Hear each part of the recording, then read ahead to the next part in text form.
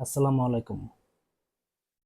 আশা করি ভালো আছেন অথবা ভালো থাকার চেষ্টায় আছেন মেন্টালি এবং ফিজিক্যালি।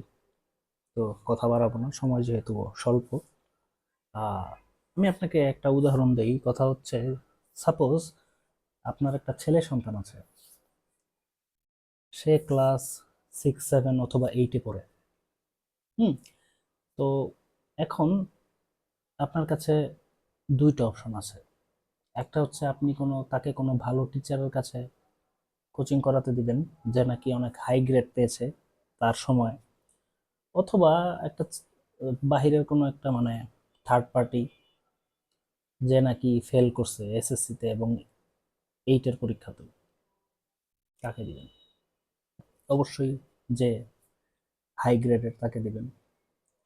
তো এখন কথা হচ্ছে যে আপনাকে যদি লাইফে এসে কেউ আপনাকে অ্যাডভাইস দিতে চায় বা আপনাকে জোরাজুরি করে যে এইটা না করে এইটা করো, এইটা করলে ভালো, এইটা করলে অনেক ভালো, বেশি ভালো, মানে এমন অ্যাক্টিং করে যে সে আপনার থেকে বেশি জানে আপনার কোনটা ভালো।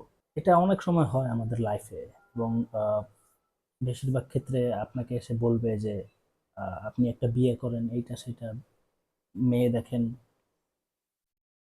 এমনকি অনেক আপনি যদি মানে রিপ্লাই না দেন, আপনার অনেক গভীরে ঢোকার চেষ্টা করবে লাইফের, যেগুলি আপনার লাইফের পার্সোনাল ডিসিশন। কিন্তু আপনি দেখবেন যারা আপনাকে কোনো কিছুতে মানে লাইফ অ্যাডভাইস দিবে, তারা ওই লেভেলে বা ওই সাবজেক্টগুলোতেই ফেল করে বসে আছে লাইফে। কিন্তু তারা নিজেদের জন্য কোনটা বেস্ট সেটা জানে না, অন্যের জন্য কোনটা বেস্ট সেটা ভালো করে জানে। তো নিচে একটা ভিডিও লিংক দেওয়া আছে, তো আহ, যেয়ে দেখবেন এবং কমেন্ট করে জানাবেন আপনার মতামতগুলো। এবং আরেকটি ভিডিওতে আপনাদের সাথে কথা হবে।